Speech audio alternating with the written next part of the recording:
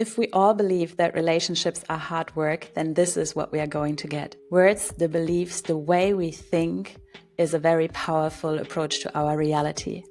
Several years ago, I said no to this paradigm and I started to invest really deeply in my relationship skills, understanding the underlying patterns, mechanics, blueprints, things at play. And oh my gosh, I realized that most of us invest more into our career than into our social skills. At that point, I had very clear we need something new. So 5 years ago, I founded Modern Couples, the antidote to couples therapy, because I believe that there is a group of people who wants to proactively learn these things much rather than wait until the shit hits the fan. There's a group of people out there, and you are probably one of them, and that's why you're here, who has no time for bad relationships. In this podcast, we talk about inspirational stories, role models, how to navigate the good, the bad, the ugly, and raise the bar, showing up for each other and for love. I speak with experts from different fields that potentially have never thought about how their expertise applies to relationships, but it does. And I share my own entrepreneurial journey. We talk about love, purpose, and growth. I invite you to listen up, not just with your ears, but with your heart. And share your aha moments, because that's what's going to rewire your brain to 10x your love. Let's start.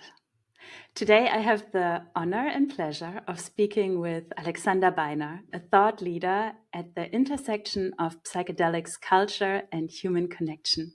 Alexander, you are the author of the book, The Bigger Picture, How Psychedelics Can Help Us Make Sense of the World. You are a public speaker and executive director of Breaking Conventions, Europe's longest running conference on psychedelic medicine and culture. In a time where many are seeking deeper connections and more authentic relationships, your perspective offers a fresh, profound look at how psychedelics might play a role in fostering these bonds, from love to business, from society to collective and beyond. And I am so excited to welcome you here today. Hello, Alexander. Hey, Marcella. This is, really glad to be here. Thank you for having me. Wonderful. I was just listening actually to one of your probably more recent talks called The Future, no less. And I really loved the talk. It's 30 minutes long on YouTube.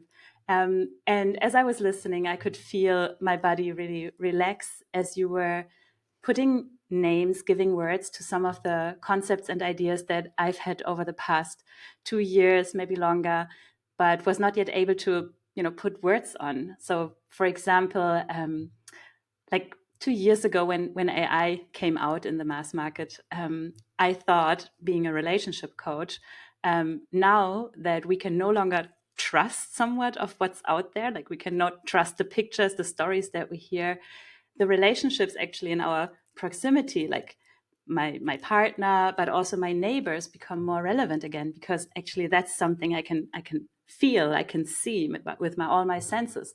And I thought, now this is going to like raise the interest in relationship skills, because that's what we can rely on. But, and yeah, you called it the world of post-truth or no truth that we are facing. And yeah, I believe that relationship skills, will have hopefully more demand as we are continuing, because like one of the struggle that I oftentimes face is that people only come when the shit hits the fan, much rather than proactively, right? But so, okay, that's just a little bit of what I saw online. I would like to talk to you a little bit about. Maybe we can start with somewhat of a personal experience from your side. Like, um, how have psychedelics influenced your relationships?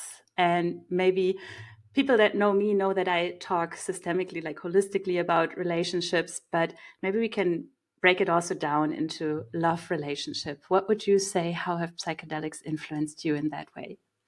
Yeah, what a lovely question to speak to, because I don't think I've ever really spoken about it so much. So, yeah, they've had a huge influence on my relationships. Especially, I've been with my wife Ashley for 14, almost 15 years. So, since we were in our like mid 20s or so, mid early 20s. And over the years, definitely, okay, well, I would first say that relationships are psychedelic in the sense that they are mind manifesting. They change. They're the biggest. I would say, actually, I would say my long-term relationship has changed me as much as any psychedelic experiences, because you have, it gives me, like psychedelics, no place to hide. There's no there's no way I can bullshit. um I can bullshit myself pretty well, but I can't bullshit my partner, because, and I think that's true, for her to me as well. We see, our those in our love relationships very, very clearly, especially if it's a long-term relationship. And so, as well as that already being such a profound learning process, also psychedelics have really helped me to empathize, to sort of see and feel her perspective, um, usually after a period of, having not seen it, and then thinking, and then having a trip and seeing, like, oh wow, yeah, okay, I really understand what she was thinking or going through, and almost actually being able to become a person temporarily, uh, in some way, like, in almost like you're embodying their perspective. That can happen on a psychedelic quite profoundly. Even just for me, like, I don't know, 3 weeks ago that happened to me, and I really had a sense of something she'd gone through, and I could really feel it, and that immediately changes the relationship, right? That really, well, it can change the relationship if you bring it into it. For me, it has the effect of, like, softening me, and I have less um, mm, frustration or anger, and just a sense of understanding. So there's that element of it. It's there's also the element of that, going through psychedelic experiences together over time is also quite a beautiful bonding experience. Even though each person is, I think it works well if each person is sort of in their own space, but they're in support of one another. But then there's a sense of, like, I remember being in ayahuasca ceremonies, for example, years ago. And, you know, the instruction is you stay in your own space. And I remember, my now wife, like, going through something difficult, whatever it was, can't even remember, but, she's next to me crying. And then there's the part of me that's like, oh, I want to comfort her. And then this whole thing, inquiry around, am I being a rescuer, which is also like one of my patterns as well. And then, like, maybe let her be in the suffering, but it also feels really wrong to do that, and so most of the time, just, giving the space and having the trust that, she can, which she can, like, manage that and go through that.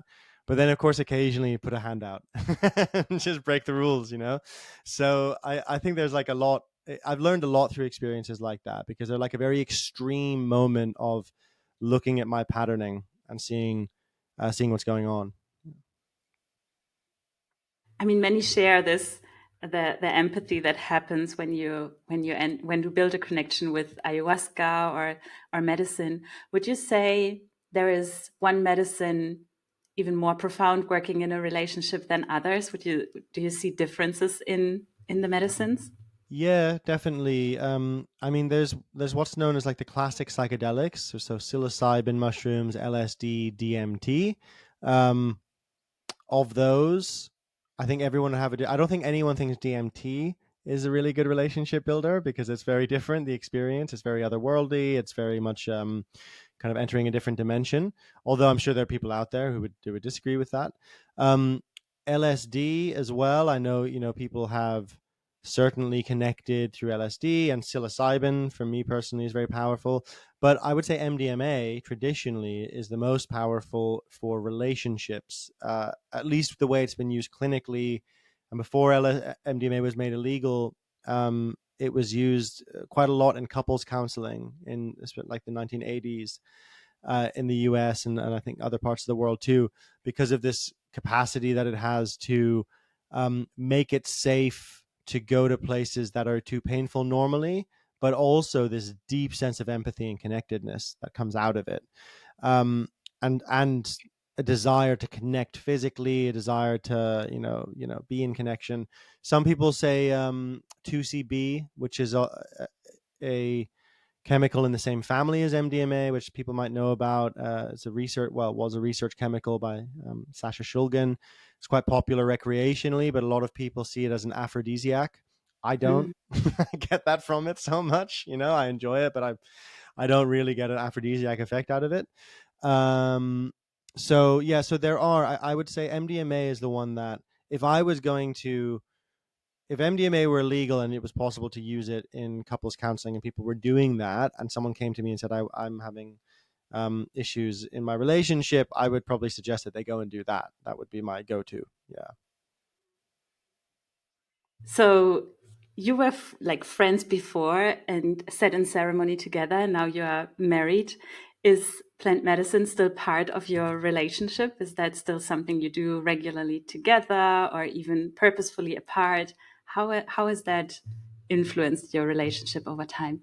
Yeah, well, we were actually we weren't friends before. We got together and we were both shared an interest in these experiences, right? So then it's different now. Like there was a period long time ago where we were much more involved in the ayahuasca world, and my wife spent time in Peru, and so it's still something very important to both of us, and I think we both find it very valuable. But I think actually what it did is open the doorway into doing couples therapy at some points, to just having different types of conversation, to being more open. So I'm a big believer in what Ram Dass said about psychedelics. Like once you get the message, hang up the phone. So psychedelics teach us a way to be in the world and a way to think in our own way, but like it's not about the thing itself. Like you take the thing, and the thing, like an object, changes. Suddenly you have a good relationship now. It's a process and it's an experience, and that teaches us, ideally it teaches us a different way to approach things in the world. And we have this memory often of maybe a particular psychedelic experience where we really learned something about relationships, and we think, you know what, I'm not going to do this thing anymore. Or I've had experiences where I could see with the way I've talked to somebody has hurt them, and I could feel the Mhm. hurt. And so it's like, okay, well, that it's not even like you have to try to stop doing it. In some ways you're like, oh, I'm not going to do that anymore. So I think in that sense, like that's a beautiful thing about psychedelics if you use them with a lot of care, is that you won't need the psychedelics after a while. You'll have opened something up in yourself that you can then develop through other techniques and practices. It's like some certain lessons that you learn in these journeys, and the plant medicine helps you see that, like empathy, which is, I will say, sometimes when I'm in my coaching sessions, sometimes it's really hard to bring the message across of, can you see it from your partner's eyes? Like, can you change the chair, put yourself into the shoes of your partner? And sometimes I'm like, it would be so much faster. I'm trying to convince the mind of something that I know would be a lesson. Yeah. Definitely, definitely. What could be other lessons learned, or what are other lessons learned that you have experienced? Maybe like some of the epiphany moments, messages you received or you see people receive on the subject of how to be better with others, how to connect more, like actually how to become again a tribe, right? Like what are Mm. some of the other lessons there that I try to convey in words, but really can be embodied in a ceremony potentially? Yeah, I think there's a phrase I really like, which is like having a love of the truth, which I think is really something I have learned a lot through psychedelics, because they're like truth. They really bring up the truth of who we are, and we can't hide from it. And then we have to, or we get the opportunity to really accept that, move into it, change, transform. So there's something that for me, it's very similar in relationship. Like if you're not being honest about your feelings, about what you want, then there is this kind of fakeness and the stuckness in the relationship. When you're having a psychedelic experience, the fakeness and the stuckness becomes extremely painful very often, and that's actually how they work. Potentially, is that the pain of being in the falseness or the avoidance becomes more than the pain of facing it. Whereas before, the pain of facing it, the pain of, you can avoid it because it's just, you kind of get on. And there are relationships, I've seen relationships like that, especially with people, who've come to retreats I've run, who are perhaps older, maybe in their 60s or 70s, or um, and are in a kind of relationship that is in a stuckness, and has been for like an astonishing level of time, like 20 years or so. And I've been in periods of stuckness in my relationship, so I know that it's very normal, and it's something that just it happens because we're human and life is difficult, and sometimes there's other considerations, or other people that have to be thought about. But it's not inevitable. And I think there's something about psychedelics that, I've seen people come through, because I run legal retreats in the Netherlands with my colleague Natasha Pelgrim. And, I've seen people come through there who have a lot of relationship insight. I've seen a lot of, not necessarily in those retreats, but in a lot of retreats I've either been on or run, I've seen a lot of women realizing, yeah, this isn't really the relationship for me. This is not what it's really kind of fascinating and challenging as a facilitator, or even being in the space together, because it's like, it feels very true for them. It's like this, like I've seen that happen, like, oh, I've been in this, I'm not getting what I need from my relationship. That's something I've seen happen quite a few times. And there's a sense, either through the experience or the psychedelic, of this different kind of love, this different kind of connectedness, this like, and I think sometimes it really creates a big contrast for people, where they feel this deep sense of connectedness to the world, to the other people in the workshop, to nature, to themselves. And then they realize, oh wow, yeah, this is not in my relationship. My relationship is so far from this connectedness. And sometimes that's an opportunity that they can come back, and that can be worked on. And then sometimes it's the end of a relationship as well. So it's I think it's a complicated thing. Yeah. Now that you mentioned the end of a relationship, I was thinking back of like what actually brought me to my first Wachuma experience 4 years ago. And it was a friend who pointed me towards, like, I was going through a breakup, and a friend said, you should try some psychedelics. And it was not like, first day heartbroken, try psychedelics. It was like, let's say 3 months after post breakup, and she was just recommending, like, hey, this might be something you should have a look at, and it might support your journey.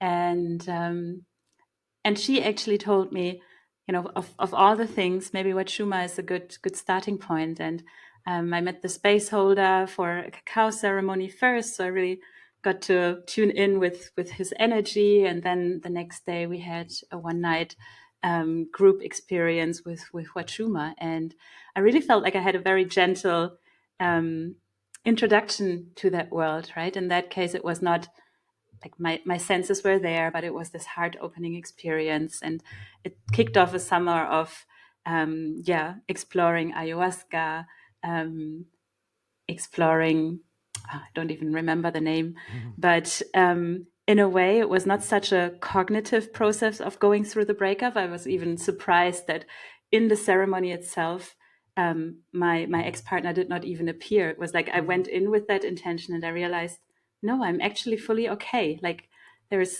nothing more to explore, which gave me confidence, closure, and this momentum of, I just feel openness in my heart, and also like still love for what we had together and for that time. And I really felt like, yeah, this was good. This was full circle. Yeah. I'm good with it. Beautiful. It's like it gave you a kind of closure, or helped you move towards the closure you would have reached at some point anyway. Yeah, that's wonderful. Yes. Also, really, this belief of like, oh, there's nothing more in the subconscious hidden that I don't want to face, don't want to look at. I really remember, like, I felt like I'm lifting every stone with ayahuasca, like looking here, looking there. And it was always like, no, it's good. It's okay. It's good. I love that. That's great. Yeah, the certainty that's such a lovely moving on feeling of like, no, all the stones have been turned over. It's time to move now. Yeah, I like that. Yes.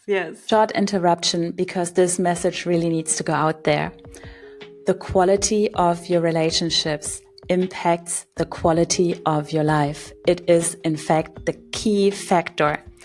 And here we are fearing and shying away from commitment, shying away from the emotional work, when really this is what distinguishes us from the machines, embracing emotions and learning how to embrace differences. So modern couples, what started out as the small coaching business has turned into a university, or I like to call it a universe. It is the place where ambitious leaders can upgrade their relationship skills up front. It is the place where couples turn to when they wonder, should I stay? Should I go? Where we explore, if necessary, the graceful path of uncoupling. And it is also the place where we newly introduce bespoke matchmaking for ambitious individuals. If you are interested in any of that, because really every phase of life is an opportunity to grow your relationship skills, check out modern-couples.com. Once a month, there's a free masterclass where you can meet me, where we can connect, as well as if you like more the one-on-one approach, there is a limited amount of free discovery calls. See that you can get hold of one of them, and I hope we get to connect. I look forward to elevating your relationship. Maybe just briefly also for couples, like if I now watch this talk and think, oh, I want to share this with my partner, like what might be some kind of considerations for us as a couple? Is it something that we should do together, sit together, or maybe, apart? Or is there potentially psychedelics that are aphrodisiac or even can be used in an intimate setting? Or is that completely different world? And like yeah, so what are some of the practical things that that couples could consider? Yeah, I mean, well, look, psychedelics are used for lots of things. Psychedelics are used for lovemaking, for making war, for telling the future in different traditions, for psychotherapy. So psychedelics can be used in lots of different settings, right? And I have no doubt there's some wild tantra groups out there right now using psychedelics, and there's also groups who are very not using sexual energy in psychedelics. So Mhm. that's just to kind of give a bit of context. I wouldn't want to suggest anything people should do, because it's going to be very unique to everyone. And of course, psychedelics are illegal in most of the countries where people will be listening. And if you don't have experience with psychedelics, you need to know what you're doing and really educate yourself properly. But one thing I know people do, and that is quite intimate, is sitting for someone. Where one person is taking, say, psilocybin, and their partner is holding space, as it's called. Sitting, being present there if they need any help. That can be a really, having sat for many people, not romantically, even that's intimate. There's an intimacy because you are taking care of someone, or you're kind of there for them. And also, as in a couple, you really get to see a level of, well, it's very vulnerable. It's a very vulnerable space to be in, and sort of being present with someone who's very vulnerable, and in a different state than normal, and having access to different sides of themselves and different emotions, can be very beautiful. Couples also, there are lots of couples who trip together, Mhm. and that can be really beautiful too. Um, I think it's always important with psychedelics that you spend a lot of time in preparation. If you're going to do it with another person and your relationship is going to be part of the experience, that you have process before that about the relationship, and really surfacing as much as possible about what might come up. And in that way, psychedelics can be a very good catalyst for change, because even the idea that you're going to take it starts to become a trip. Even in the preparation, what I normally do if I'm preparing for a psychedelic experience is I do a kind of audit, checking in with myself. Okay, what's going on in my life? What's going on in work? What's going on in my relationships? What's going on with my mission? What's going on with all these different things? What am I trying to, as best as I can see it, what is not spoken for me? What am I trying to hide from? What is the thing I know that I would be most uncomfortable if it came up in the trip? And then I work on those things already, so that they're not solved, but they're brought into awareness. And so that already, the work already begins beforehand. And that's much better, in my view, than not doing any preparation, then suddenly you're in the trip and you're together, and it's like, oh, okay, this thing happened 5 years ago and I really need to bring it up now. And it's like, woof, it's like you're both in a really altered state. It can be not beneficial in that way. So I think, as with all things with psychedelics, a lot of care, a lot of preparation, getting the setting right. Somewhere beautiful, somewhere spacious, somewhere where you feel safe, and then also getting the intention of it right. What are we here to do? If we're doing it together as a couple, what is it that we are really doing? Are we trying to connect more deeply? Are we trying to let go of the past? Are we trying to imagine a new future? Maybe you're stepping into a new phase in the relationship. I think that's a nice thing for psychedelics, actually. Like, what I've noticed in long-term relationship is that, which of course I guess nobody knows before you're in a long-term relationship, like it's actually many relationships in one. It's like many phases, you're both changing all the time. And I think there's really important to have these kind of ritualized moments of letting go, of processing the past and then stepping into a new future.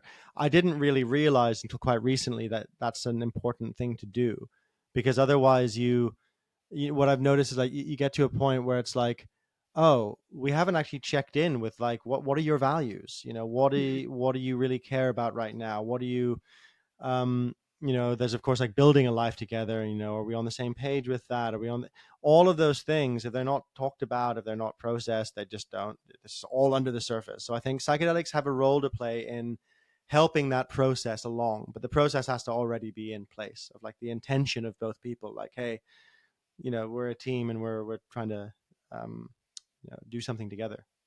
Oh, I like that. Yes. I mean, in a way, it's describing, like, if you're not into psychedelics from a psychology point of view, you are going through different phases and initiations from boy to manhood, potentially to husband or dad, and it's always like different roles, different challenges to embark on. And I think, well, we are the generation who lives longer than the generations before. So if we say yes at an early age and still with the idea of like till the death do us part, then, are we prepared for going through all of these developmental cycles together? Are we aware of it? Are we learning about relationship skills that help us, go through these phases?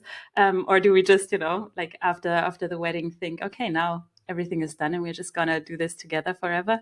Like there are, like one of the reasons why I do one-on-one sessions, even though it's couples coaching, is sometimes one person is going through a process. It's playing out in the relationship, but actually the person has somewhat like back then, not yet your wife, but she has to sit with it on her own. And it's okay to feel your hand as someone to support her, but she has to go through that process alone, also believing that she can handle it, right? And sometimes we have a conflict in a relationship, even though it's actually just one person having to deal with something. And it's good to know there is a partner who can hold the hand, but I'm capable of doing this myself. It's like such beautiful processes to witness. Hmm. Yeah, absolutely. Yeah. I like that a lot. There's all these different, really in a lot of ways, like what happens in a psychedelic experience is what happens in life, just turned up, uh, the intensity turned up a lot, right? So there's more going on, but that's a big part of it. So it's like, yeah. So it's almost, I guess that's the message I want to get across. It's like, it's the relationship first, and the psychedelics come into the relationship, but the psychedelics can't fix a relationship. They can't. That's not doable.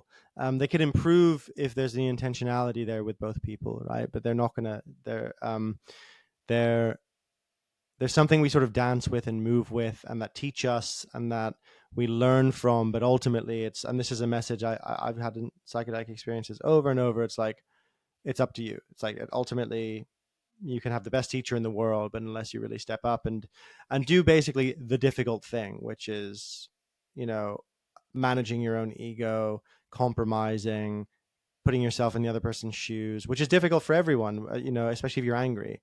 It's not difficult when you're not angry, but if people are coming to couples counseling, then probably I've been in that situation myself. It's like, you're not. I mean, actually, I've gone when it wasn't like dire. It was just like, hey, there's big life changes going on. This would be good, but it was a very very powerful process. And learned an awful lot, but there's moments in that where I really struggled to, well, you get triggered. I got, you can, the experience of being triggered and stuck and rigidly like in a position of defensiveness. We've all been there. And I think the hard work is that literally that choice of, okay, I'm going to take a risk and I'm going to step out of my defensiveness and into an openness.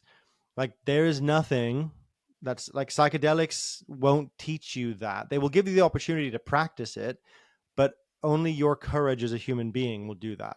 Like doesn't matter how like, and Mm-hmm. there's really no shortcuts to that. That's about like your character and just, I don't know, faith in yourself, faith in the divine, whatever it is that you have to draw on. But I don't know. I think there's something like that's for me the message of psychedelics. It's about how to be a human being, and so you don't need them for this, but they can be great teachers. Yeah.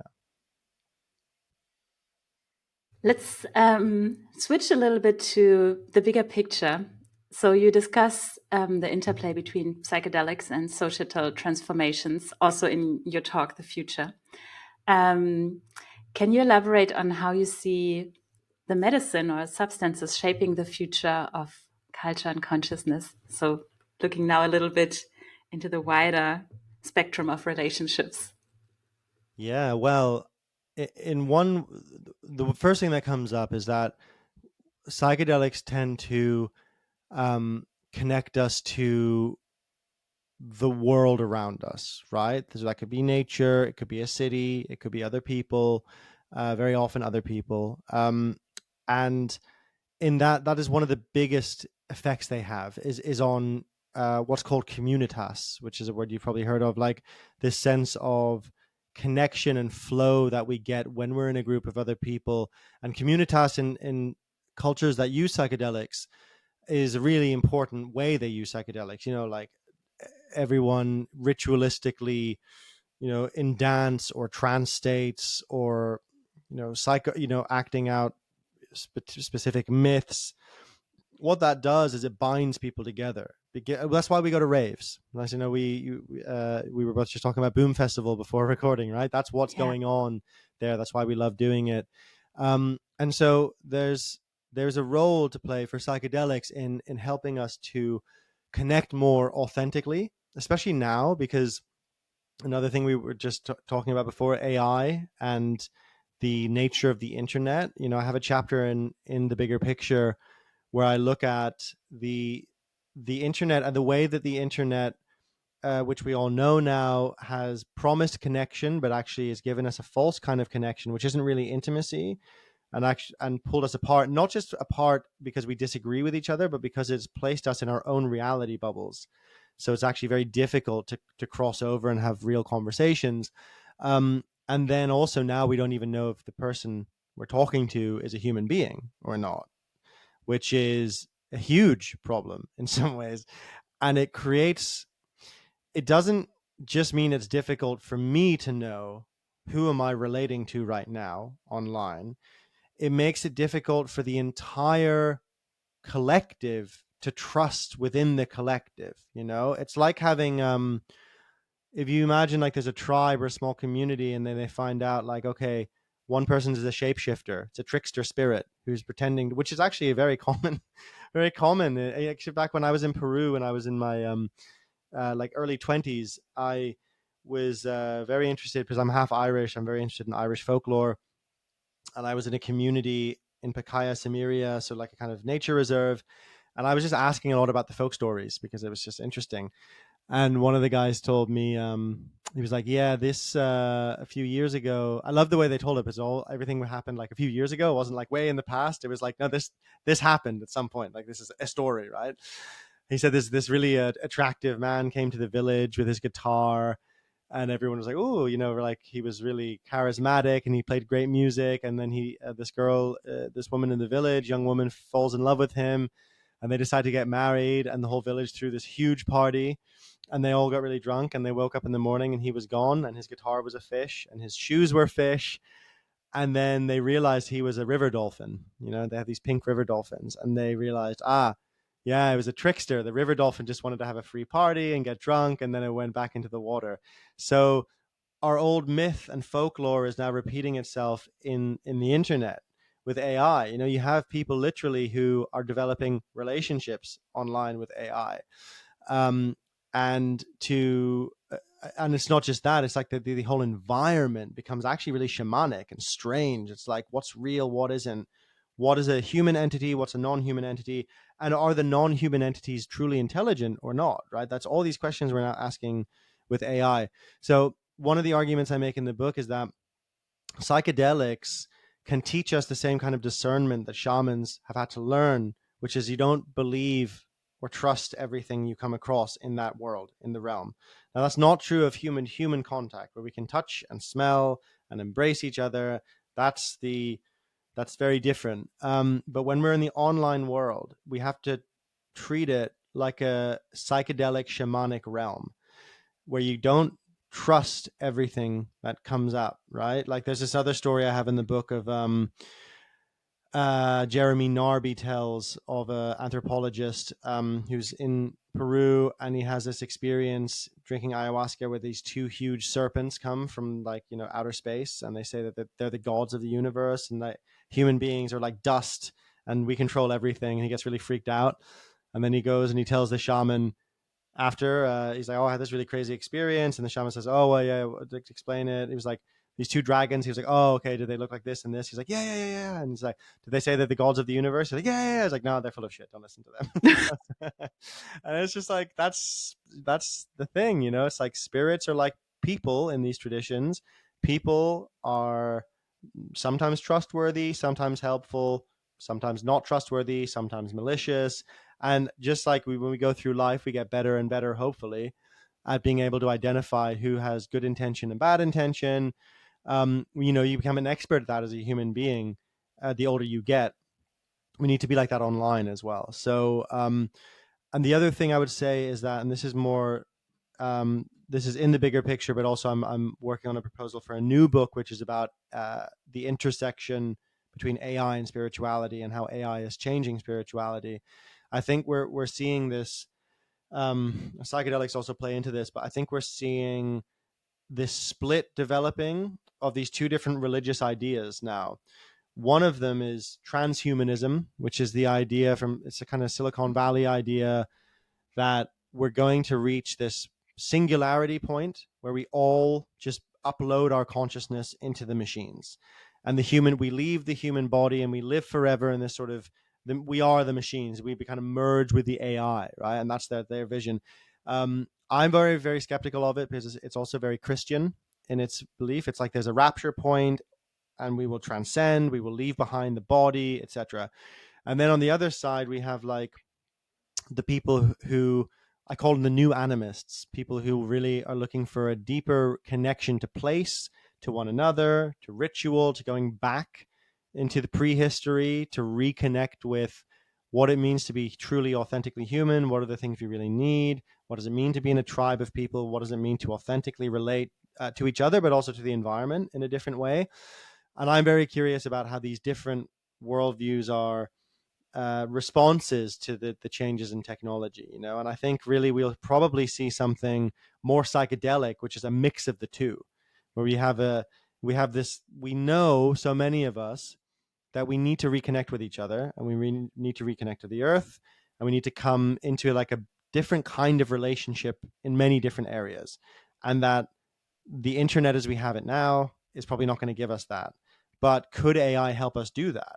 Right? Could AI and psychedelics and all these different technologies and tools and practices help us have some kind of high tech, but also embodied version of the future of the human story? Right? Maybe, you know, it's like, yeah, I'm curious about that. Yeah. Mm-hmm, mm-hmm.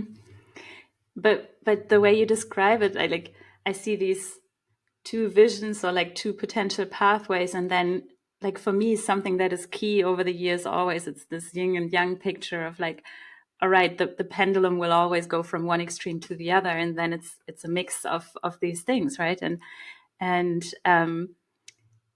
and therefore it's so important to really lean into an experience so that we can take out somewhat of the benefits and the benefits of the other and mix it. And I do feel like, yeah, being born in the late 80s, for me, the internet was something new and revolutionary, and it opened a world to, okay, connecting with like-minded people around the world, living this nomadic life, really, moving to places where I was able to immerse myself with a bubble that I would not have been able to at home, right?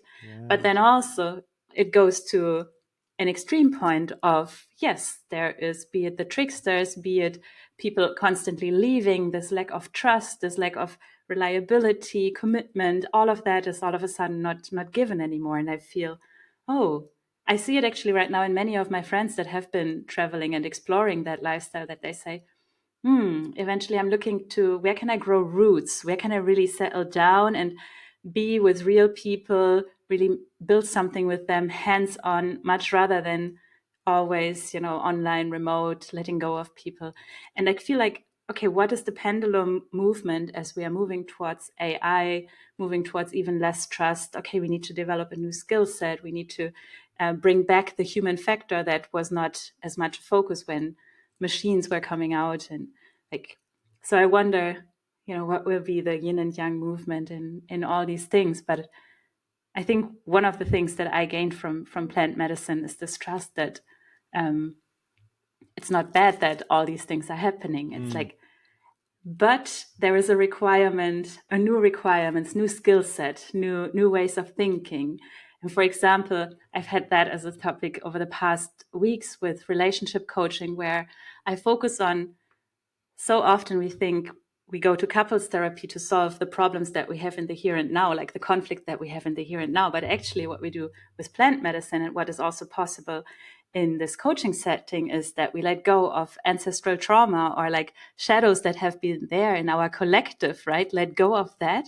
And what sort of parents will our generation be if our children are equipped with so much more emotional intelligence, emotional thinking, combining all these things, and being immersed by the possibilities of AI, and not having to build it all, right? We lose knowledge. We don't know how to build an iPhone anymore, but Mm. we do know how to communicate with AI and build a trust with it, and at the same time with the people around us. It's like, I love going into these spaces. Yeah, that's great. And there's just two things there. I mean, that's very interesting. It's also really interesting to hear about, your friends or just people in the more nomadic, digital nomad community wanting to put down roots. It makes total sense to me, and I'm always really interested in this word community and what it means to each of us, because for me, I've been part of lots of different communities, but I'm always like, is this a community? Because for me, community means mutual reliance, so that we actually need each other. And there's something beautiful about, go back 100 years, you have a village and you have a community of people who don't necessarily think the same way, and they're all kind of different. But they maybe share some core sort of religious or social, values. In that community, you have to learn how to get on with people you don't like, and the same in a small group of, a tribe of 50 people. You just no choice. You just have to learn how to do it, and that's something that we lose when when we have the choice of like, well, I'm going to leave Bali now and go somewhere to Portugal because I'm just not feeling it anymore. It's not real community in that way. There can be connections and real authentic connections. It's not really, in my view, it's not what I would call community, because community is like family, where it's like, no, you can't leave. You can leave, but like, this is mutual reliance and you have to make it work. And so, and I see people doing this also in my networks. Like, they're like, okay, we're going to go buy some land and we're going to kind of bed down and we're going to build it up. And it's like, I think almost in a way, it's maybe unconsciously a way to reconstruct the way human beings have lived for maybe 100,000 years until about 50 years ago. Like, that was the thing. And so I think it's natural that we want to recreate that. And then, yeah, so that I think is just very, very interesting. What does relationship mean within community? It's very fluid right now. I think we're trying to figure it out. I think that's partly what's going on. Yes, exactly. It's a question I've been pondering upon as well. And thank you for giving me a word for what is needed to make it feel like a community. But as part of the nomadic lifestyle, there is this momentum where I'm like, there's people in Bali and Mexico here and there that I really want to bring together and really build something together. However, we can only meet in the virtual space. How can we make it more than a Zoom meeting? How can we make it so that we know 30 years from now we've gone through life phases together, even though we don't live in one place, right? Because there is a benefit in sharing values, sharing thoughts, having the wisdom of all these places and coming together.